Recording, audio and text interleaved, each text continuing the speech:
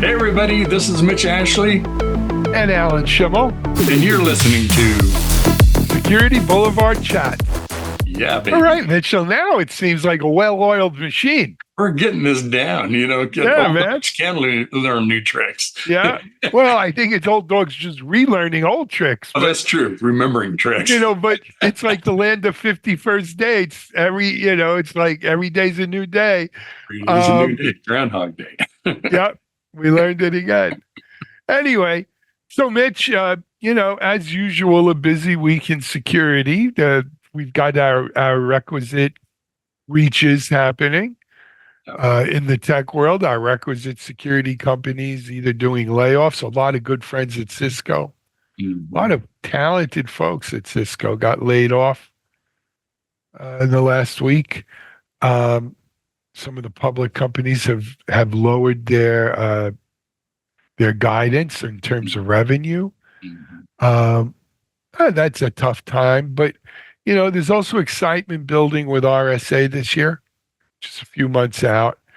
For those who don't know, at our annual DevSecOps event at RSA, seminar, I think is the official word. It's an all-day event within RSA at Moscone Center, and it's on the Monday of RSA week, which this year's Monday, May 6th. We're going to be focusing in on, DevSecOps in the world of generative AI. Mm-hmm. And we've got some amazing speakers, right? David Brin, acclaimed, multiple Hugo Nebula award-winning sci-fi author, PhD, NASA JPL fellow there. Also one of the, preeminent futurists for the last 30, 35 years in the world. Mm-hmm. Then we have, CISOs and senior security people from OpenAI, DeepMind, Google, Meta, Anthropic, more. And of course you have a panel going on. But I think, what we may lose sight of in the bright lights of all that is the very real question of inherently, what's the relationship between security and AI here? Mm-hmm. I think is it a help?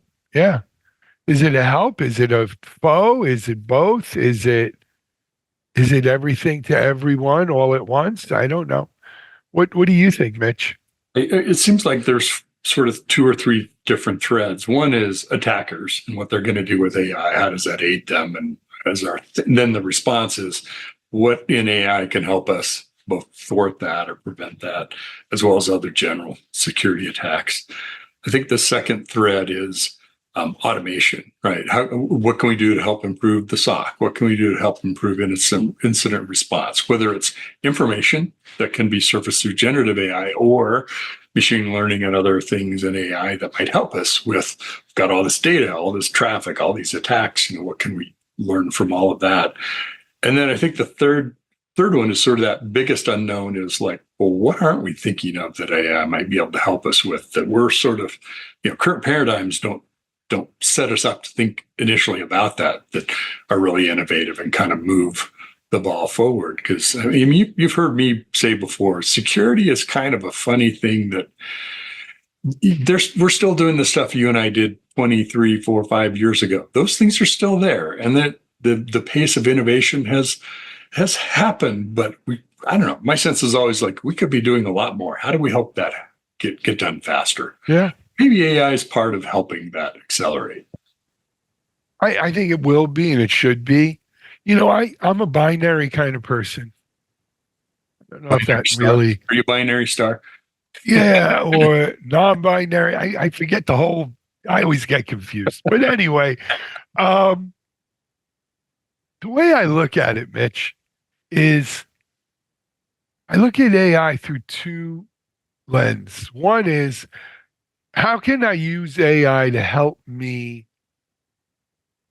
make better security, for lack of a better phrase, to make the security better, right? AI is a tool I could use, and there are some obvious applications of it that will allow me to do more faster, better, cheaper, more efficiently.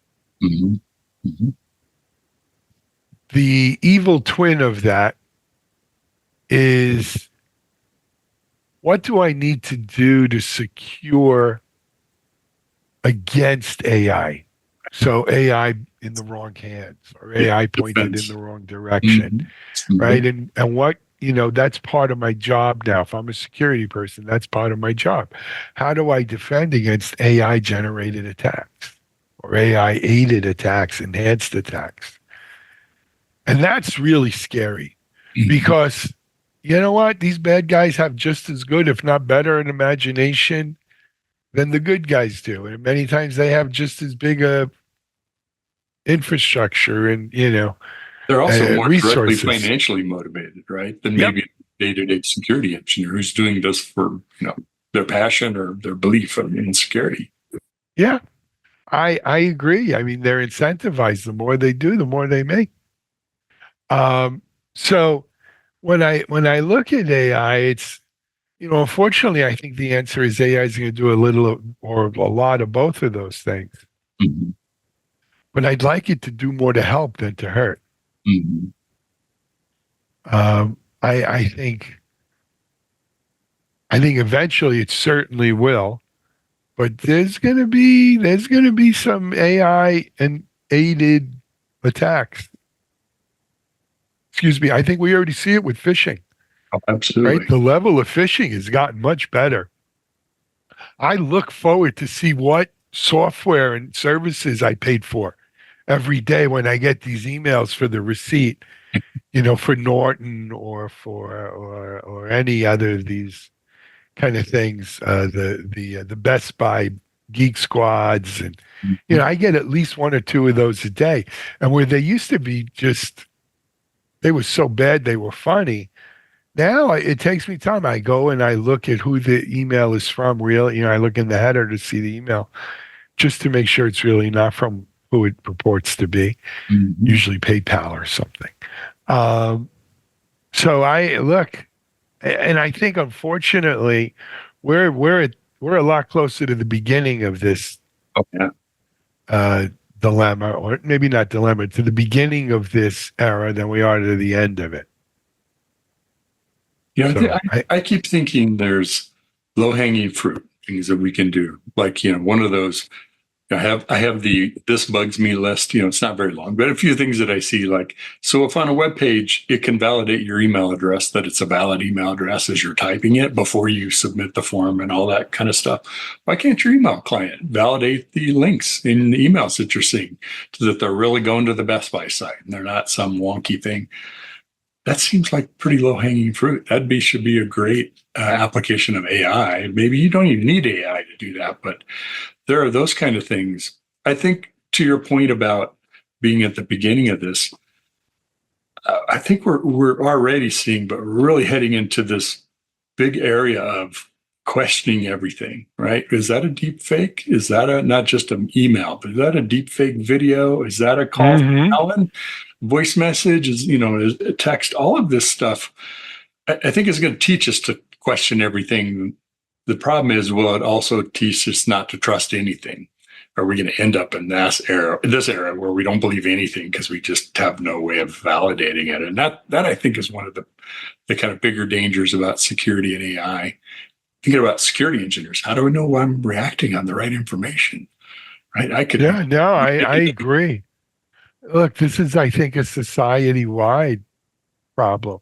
And I think a lot of people, they look at the stuff that passes itself off as news today. I think there's some element of people who just believe it because it reinforces their worldview.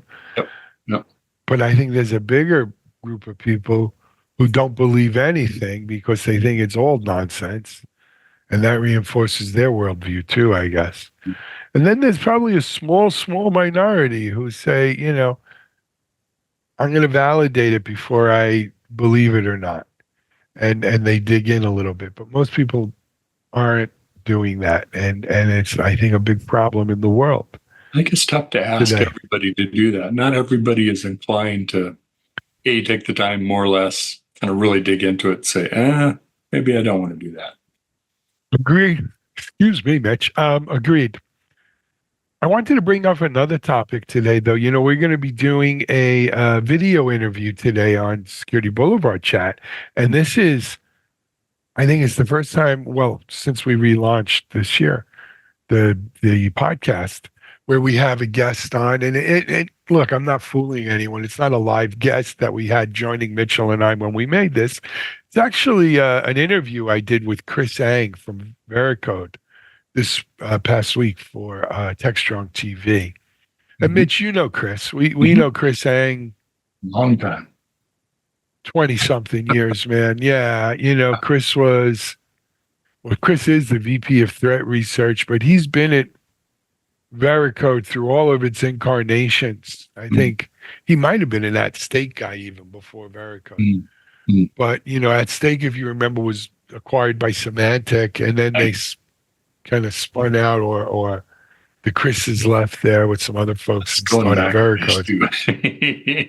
It was a long time ago for sure. Chris Darby was the CEO there, and of course Chris has gone on to amazing things. Anyway, I had a chance to catch up with Chris. Every year Veracode does their State of Software Security, SOSS. And what they do is, it's not a survey, it's not interviewing, but they take all of the data that they see or pass through, anonymized, obviously, to protect the innocent. And they draw trends out of it, and they don't even do it. Here's an interesting thing I was reminded of in talking to Chris. They actually deploy a data scientist firm. I want to say Cytera or something like that. Chris mentions the name in the interview. This is a data science firm that specializes in cyber. And so they're the ones who are really kind of crunching the numbers and coming up with the trends that make their way onto the front pages of this report. This year's report, like the biggest thing that they saw was security debt. And, and I spoke about this with Chris. It's actually ironic that I was the one interviewing him with this, because, so much of in the early DevOps days was about technical debt. Technical debt. It's all we heard. How much? Yeah. Yep. I mean, how much technical debt do most organizations who have been doing waterfall or have been kicking the can down the road accumulated to the point where it was suffocating them, but it was so suffocating that they really almost didn't have an out without really biting the bullet with some catastrophic potential. And I guess I just never thought about it until Chris and this report came out. But it's the same thing with regard to security. It is a monster of a thing. Absolutely. And there's also maybe a connection. I'm curious to see in this interview when we watch it, of some of that security debt comes from software debt, application debt, right? You're not updating this software. It's not, not able to keep pace with change and updating open source, vulnerabilities that might be in your own software applications and stuff. That also contributes to that security debt, as well as the workload and the backlog of security work that creates that debt. Yep. Agreed. Anyway, Veracode in the State of Software Security has taken security debt as the star of this year's report. And they've drawn out some really good data there that gives you some really good insight. So if it's okay, let's run this video of the interview with Chris, and we'll be right back. Hi, everyone. Welcome back here to TechStrong TV.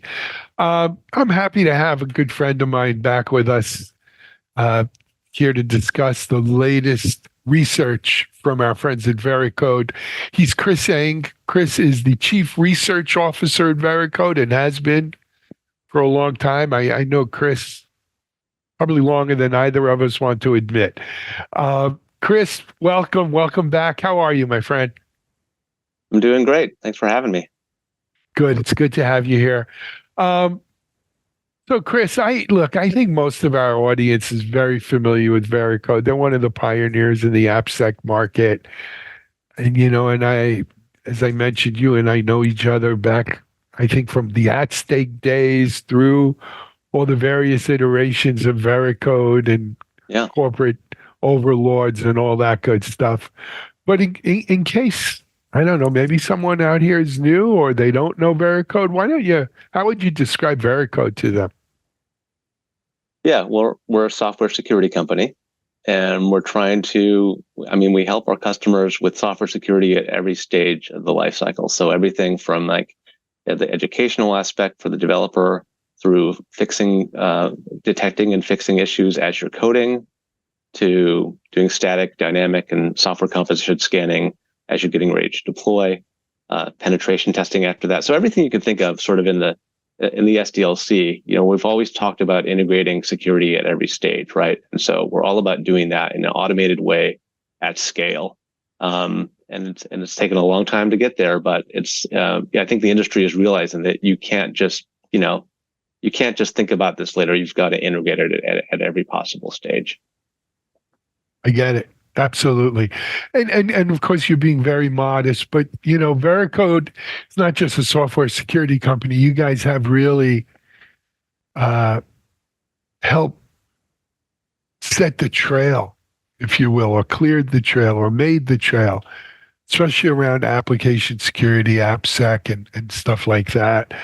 And this is going back, I guess. Has Veracode been around 20 years? Is that fair, Chris? Around that? Not quite, but we're getting pretty close. It was 2006. It's got to be. Yeah. Okay. And I was going to say 2005, something like that. It was the whole motivation. For me coming over was like I was sitting there doing penetration tests for customers, one off, 2 weeks at a time, and that just doesn't scale. And so when you start thinking about what does scale, how do you take the increasing amount of software that's being written by every company out there and scale that into a real program with process and tooling around it where you can, test your software and make security testing, as ingrained as quality testing or all the other things that you have to do to produce software. The only way to do that was to bring automation to it. And the thing for us in 2006 was like, well, let's put it in the cloud.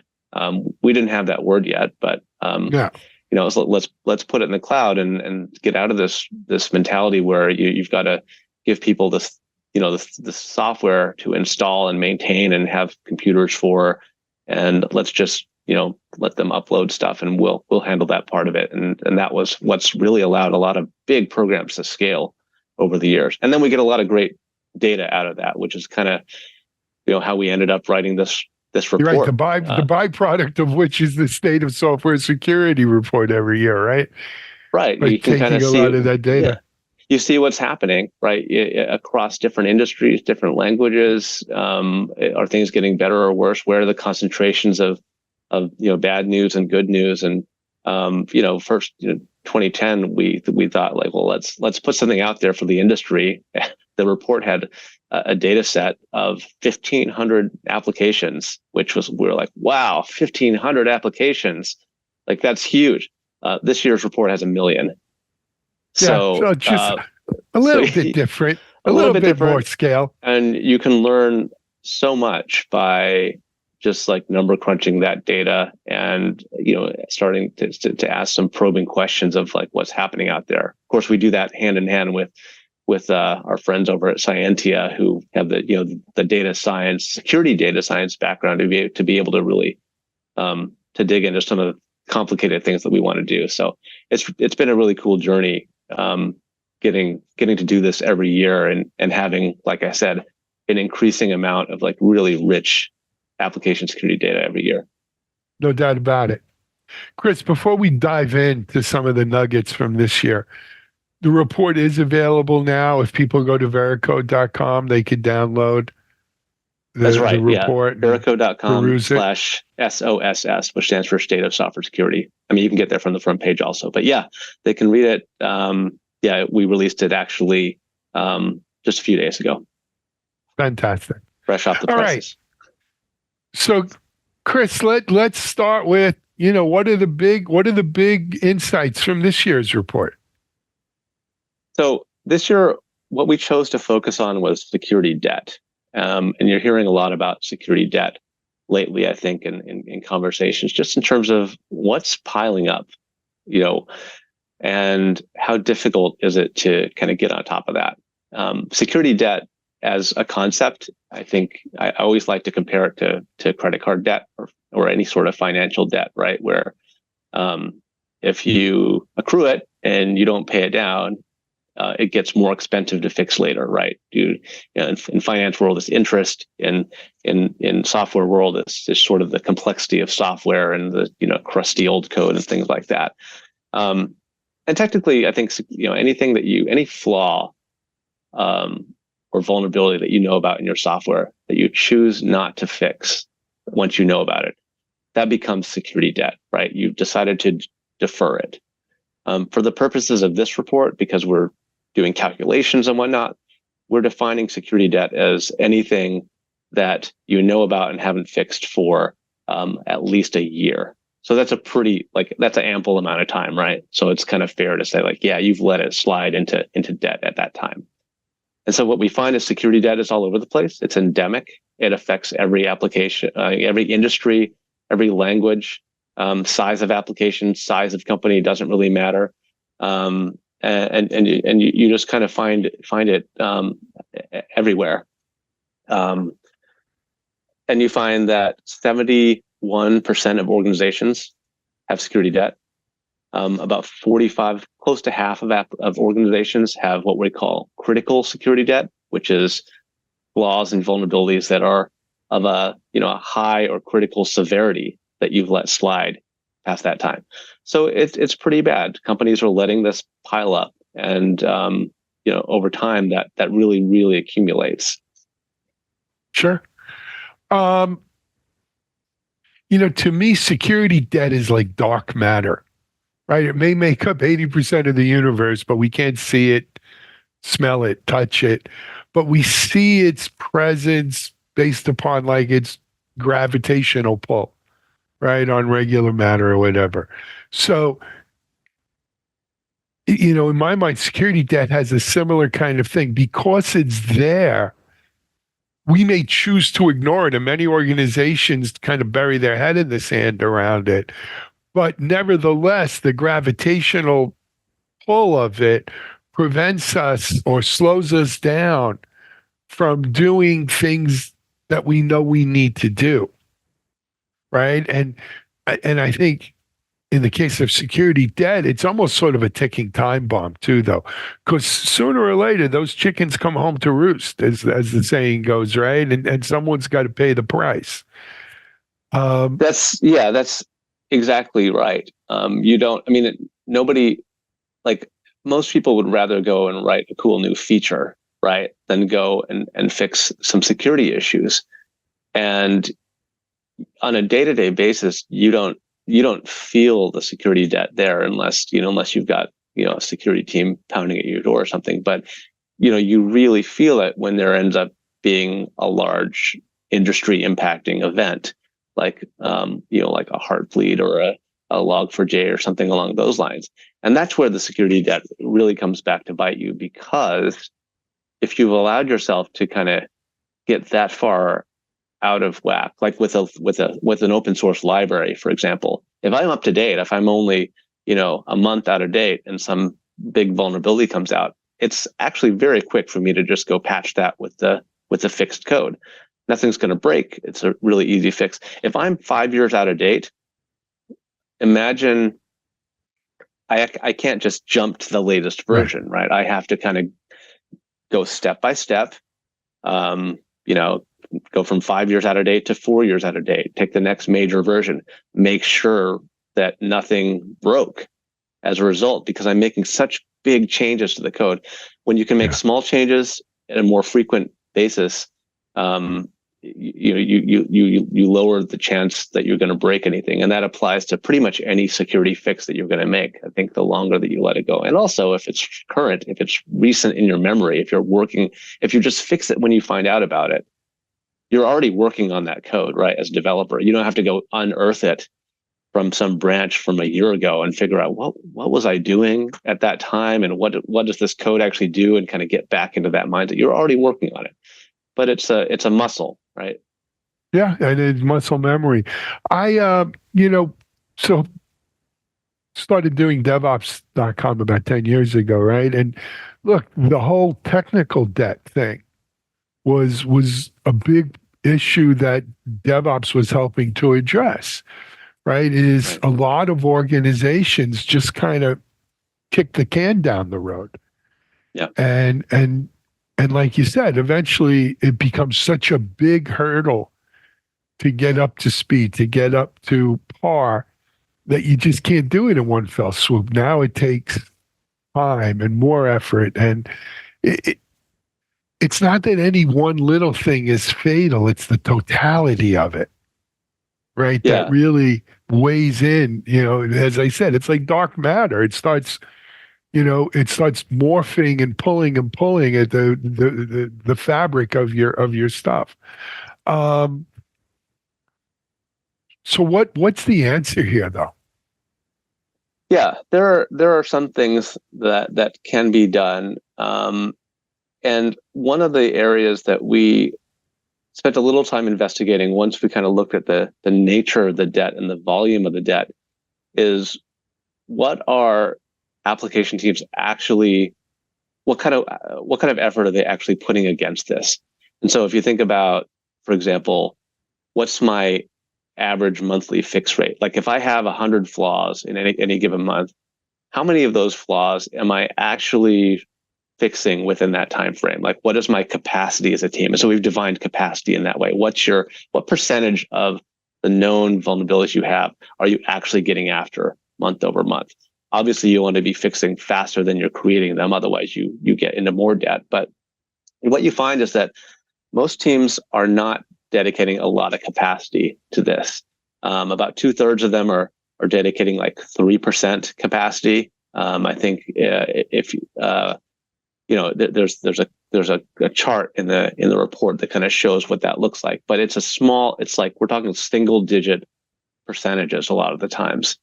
And so, okay, that's, not ideal from a security perspective, but you're balancing a lot of things, right? You're balancing new features, you're balancing non-functional requirements, other tech debt, right? You're keeping your stack up to date, all these other things that you have to do as a software developer. So let's just say that your capacity is what it is. Let's say you can't change that, even though that you can, but it's a business decision and it's a lot more complicated than that.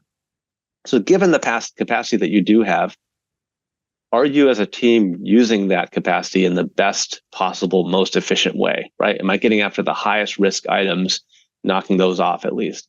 And it turns out that largely they are not. Teams are not. So you would expect that you'd work on the most critical issues first, and once you kind of got through all those, you'd work on the medium severities and the lows.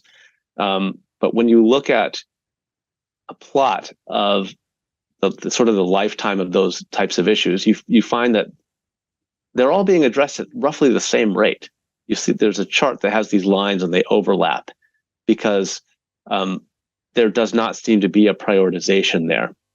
And so that's one thing that's actually really easy to get after is prioritize the security work a little bit better. Because if you have only got a certain amount of time to work with, you really should be spending on the things that present the most risk to the business, not what you just feel like working on. And we can't really tell why it is that developers are choosing to fix the lower severity items first sometimes. I think a lot of it just has to do with convenience. I'll fix what's in front of me right now because it's there, which, hard to fault that, or I'm going to fix this because it's the most recent thing that popped up in a scan. And so like it's fresh and I'm just going to go after that one. But in order to really get after this from a security perspective, you've got to kind of level it up a little bit and be thinking about how does the overall bucket of flaws that I know about affect the risk posture and go at it in a more prioritized fashion. The other thing you can do other than increasing capacity is just getting better at fixing the flaws themselves, right? If I can learn how to fix a SQL injection problem in 5 minutes instead of 30 minutes, I'm just making those numbers up. It takes a little longer probably, but then I've effectively increased my capacity. because now I can tackle 6 times more in the same amount of time. And so getting better, whether that's through education, whether that's through sort of generative AI assisted type fixing, any ways that we can make ourselves better at the task at hand, effectively increases our capacity and allows us to chip away at more of the debt. So those are some things that teams can do. Absolutely.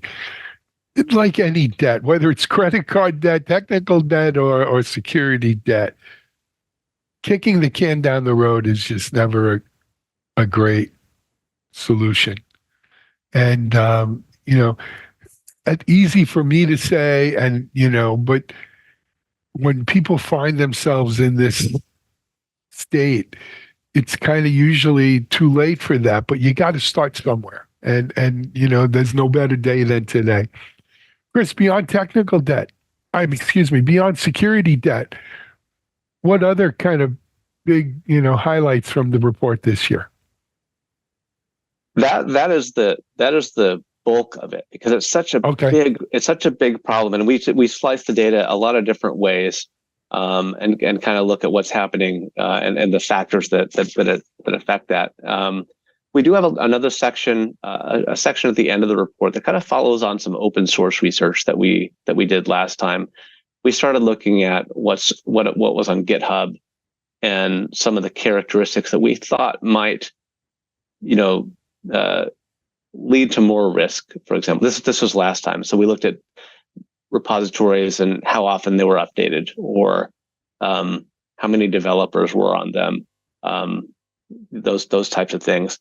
And we pushed a little bit more into that direction this year, asking questions like, how much risk do you get out of using open source when there's only a single developer? Or like, if you look at the percentage of applications in a particular language that are using code from a single developer, right? There's a lot of libraries out there that are very popular that have one maintainer. And so what does that risk look like when you think about that in terms of the organization? If they introduce a bug, if their account is taken over, if they decide to disband the project, like those types of things. And then we looked at OpenSSF, which I'm sure you probably come across it at some point, but just sort of industry work to kind of do many things, but they have this notion of a score that they put on open source libraries that looks at a number of different factors to gauge sort of how secure that library is. And it's more about practices than vulnerability counting, right? It's, are they using, are there signs of dangerous coding patterns? Do they use branch protection? Do they use code reviews? Do they use SAS scans? All these things that kind of almost like a maturity model type thing, right? And so we looked at the scores of open source libraries that they've assigned scores to, and then we've looked at open source libraries that we see actually in use in real world applications from our customer base. And we actually saw that the libraries that we saw in use tended to have on the higher side of OpenSSF scores. Now, I'm not saying that people are using the OpenSSF score to decide what they want to use, but there does seem to be a correlation there that people are leaning towards the libraries that have better practices. And so that's sort of a good sign. There's a lot of data there, right? But we wanted to kind of see what that was looking like. So there's a whole section there on open source, what that looks like in the ecosystem, how the influence that individual developers have and stuff like that. So worth a read. But our focus was really, let's get into this security debt discussion that nobody wants to have, and let's have it. And honestly, I saw Ollie Whitehouse over at the UK. I'm forgetting the acronym now, right? But it's their CISA basically. And he was saying like one of the top priorities for the year, as he's concerned, is like getting the security debt conversation happening and figure out ways to get after that, because it's just this looming problem that comes back to bite us every time something big happens in the industry. So it's a conversation that needs to happen. Yep. I think it's a topic that we are going to see throughout the year. I hope to see some of it maybe at RSA, where I usually see you. I usually see you. Yeah. Yeah. Hopefully we'll see you there. Again, for folks who want to download the report, you could go to veracode.com/SOSS and get it right from there, or just at veracode.com. I'm sure there'll be links off the front page. You'll find it. Yep. Hey, Chris, as always, thanks for coming on and talking it up and informing us, enlightening us. Best of luck, and come back. Well, if I don't talk to you before, I'll see you in May, but maybe before. That sounds great. Thanks for the chat. Always a good conversation. All right. Chris Eng, Chief Research Officer at Veracode here on TechStrong TV. Tell you one thing. You know, Mitchell, I have less hair than I did 20 years ago. Yours is much more gray. But even Chris Eng has gone gray on us. Yes. We just hang around too much together for too long. Yeah, it makes you realize, Mitch, here's to us and those like us. Damn few left. Yeah. But we're hanging on. But Chris is definitely one of them. And look, he does a great job there at Veracode, as does Chris Weisfeld. I mean, it's still a great company. And a lot of people follow that. I mean, that report's important. I mean, look, they've been setting the mark in the AppSec, I think, as long as there's been an AppSec. Mm-hmm. Yeah, for sure. So, and I'm lucky. I mean, whenever they have some kind of news like that, Chris, I guess, tells the PR people or whatever to reach out to me. Mm-hmm. And him and I get together to discuss it. So I probably interview Chris 3 or 4 times a year, and I usually see him at RSA or Black Hat. Yep. And as a matter of fact, we made plans. We'll see him at RSA again this year. Mm-hmm. Mm-hmm. Good stuff. He's talking about real things, real data, right? And the analysis from it. So it's not just pontificating about what we think's happening. No. I mean, the thing about Chris Eng is this is a real deal security guy who's now been doing the research at Veracode for a very long time. And so it's not your average analyst, right, who is riding that gravy train. And no disrespect, Mitchell. Hey, none taken. All right. But yes. he's a real security guy. So really, really happy with that. Well, this anyway, is great. I appreciate you bringing that interview forward so folks could listen and watch. Yeah, no, and if you want to see it again, it's available on TechStrong TV, as is Mitchell. These podcasts, if you're listening to it on Apple or watching it or on Spotify or wherever, you can catch it there. You can also catch it on our TechStrong TV YouTube channel, as well as on TechStrong.tv as well. So there's no lack of outlets to watch your favorite podcasts here on TechStrong. Every part of our global takeover plan. Omniversal. Anyway, Mitchell, thanks for having me on Security Boulevard Chats and joining me this week. We'll be back next week with more. Yep, and you've been listening to Security Boulevard Chats. Join us next time.